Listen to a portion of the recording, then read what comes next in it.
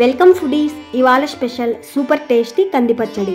ఇంట్లో కూరగాయలు ఏం లేనప్పుడు కందిపప్పు ఉంటే చాలు ఈ పచ్చడి ట్రై చేయొచ్చు. వేడి వేడి అన్నంలోకి ఉల్లిపాయలు వేసుకుని తింటే చాలా అంటే చాలా బాగుంటుంది. రైస్లోకే కాకుండా దోశ, ఇడ్లీలో కూడా సర్వ్ చేసుకోవచ్చు. సరే లేట్ చేయకుండా రెసిపీ చూద్దామా? చలో. దానికోసం ముందుగా కావలసినంత కందిపప్పు తీసుకోవాలి. ఇవాళ అయితే 1 కప్ అంటే దాదాపు మన ఇంట్లో ఉన్న చిన్న టీ కప్ అంతా కందిపప్పుతో రెసిపీ చూద్దాం. దానికోసం ముందుగా స్టవ్ ఆన్ చేసి కడాయి పెట్టి హీట్ అయిన తర్వాత నెయ్యి కానీ ఆయిల్ కానీ వేసుకోవాలి. ఈ కంది పచ్చడి నెయ్యితో చేసుకుంటే చాలా బాగుంటుంది. నెయ్యి ఇష్టం లేని వాళ్ళు ఆయిల్తో కూడా చేసుకోవచ్చు. నేనైతే నెయ్యి 1 స్పూన్, ఆయిల్ 1 స్పూన్ వేసి పచ్చడి చేస్తున్నా. మొత్తం 1 లేదా 2 స్పూన్స్ నెయ్యి కానీ ఆయిల్ కానీ వేశాక హీట్ అయిన తర్వాత ఇందాక రెడీగా పెట్టుకున్న కందిపప్పు వేసుకోవాలి. ఆ తర్వాత ఈ కందిపప్పును లో ఫ్లేమ్లో ఓపిక్గా ఒక 70-80% వేగేదాకా వేయించాలి. ఈ కంది పచ్చడి రుచి మొత్తం ఇలా లో ఫ్లేమ్లో వేయించడంలోనే ఉంటుంది. ఎంత ఓపిక్గా వేయించుకుంటే పచ్చడి అంత టేస్టీగా ఉంటుంది. చూడండి, కందిపప్పు ఈ విధంగా లైట్గా రంగు మారాక ఇందులోకి 1 పెద్ద టీ స్పూన్ ధనియాలు, 1/2 టీ స్పూన్ జీలకర్ర వేసుకోవాలి. వీటితో పాటు తీసుకున్న కందిపప్పును బట్టి, తినే కారంను బట్టి రుచికి తగ్గట్టు ఎండుమిర్చిని ఈ విధంగా గింజలతో సహా తుంచి వేసుకోవాలి. ఇందులో చింతపండు, టమోటా కూడా వేస్తాం కాబట్టి ఆ పులుపును బ్యాలెన్స్ చేసేంత ఎండుమిర్చి ఇక్కడ వేసుకోవాలి. ఈ పచ్చడిలోనే కాదు, ఏ పచ్చడిలో అయినా ఎండుమిర్చిని ఈ విధంగా గింజలతో సహా వేయించుకొని చేసుకుంటే పచ్చడి టేస్ట్ చాలా బాగుంటుంది. ఎండుమిర్చి కూడా వేశాక వేసిన ధనియాలు, ఎండుమిర్చి, జీలకర్రను కూడా లో ఫ్లేమ్లో మంచి స్మెల్ వచ్చేదాకా వేయించాలి. ఇక్కడ కందిపప్పు మాడకుండా వేయించుకోవాలి, లేదంటే పచ్చడి టేస్ట్ మారిపోతుంది. చూడండి, కందిపప్పు ఇంకొంచెం రంగు మారి వేసిన ధనియాలు, జీలకర్ర వేగి మంచి స్మెల్ వచ్చాక వీటిని ఒక ప్లేట్లోకి తీసి చల్లారనివ్వాలి. వేడివేడిగున్న ఈ కందిపప్పు చల్లారేలోపు అదే కడాయిలో ఆయిల్ లేకుంటే ఆయిల్ వేసుకొని ఆయిల్ హీట్ అయిన తర్వాత ఒక 5 దాకా తొక్క తీసిన వెల్లుల్లి రెబ్బలు వేసుకోవాలి.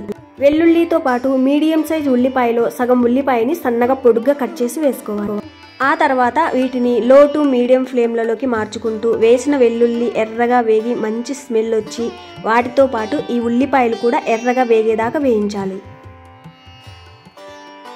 చూడండి, వెల్లుల్లి ఎర్రగా వేగి వీటితో పాటు ఉల్లిపాయలు కూడా ఈ విధంగా ఎర్రగా వేగిన తర్వాత ఇందులోకి 1 పెద్ద సైజు టమోటాను సన్నగా చిన్నగా కట్ చేసి వేసుకోవాలి.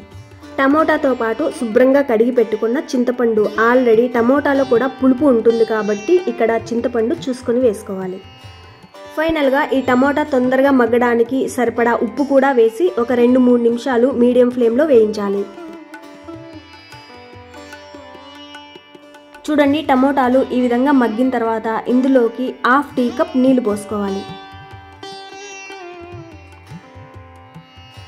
నీళ్లు పోసాక ఒకసారి బాగా కలిపి ఈ ఉల్లిపాయలు, టమోటాలు ఇంకాస్త మెత్తగా మగ్గే వరకు మూత పెట్టి ఉడికించాలి.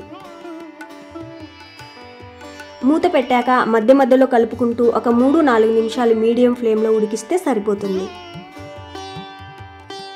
ఒక 3-4 నిమిషాల తర్వాత చూస్తే చూడండి, టమోటా, ఉల్లిపాయ బాగా మెత్తగా ఈ విధంగా బాగా మగ్గిన తర్వాత వీటిని కూడా ఒక ప్లేట్లోకి తీసి చల్లారనివ్వాలి.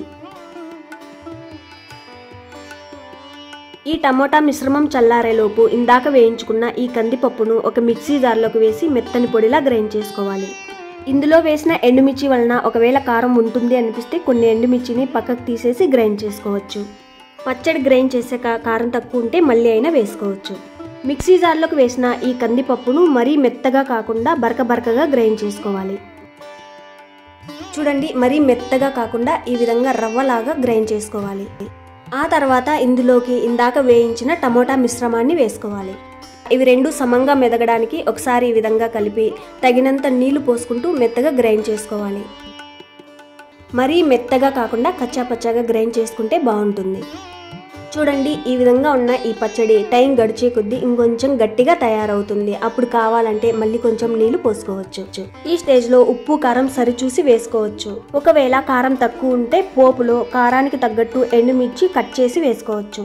గ్రైండ్ చేసుకున్న పచ్చడిని ఈ విధంగా సర్వింగ్ బౌల్లోకి తీసాక కావాలంటే పోపు పెట్టుకోవచ్చు. నేనైతే పోపు గట్రా ఏం పెట్టుకోవడం లేదు. ఇలా పచ్చి ఉల్లిపాయలతోనే వేడి అన్నంలోకి సర్వ్ చేసుకుంటా చాలా అంటే చాలా బాగుంటుంది. ట్రై చేసి చూడండి.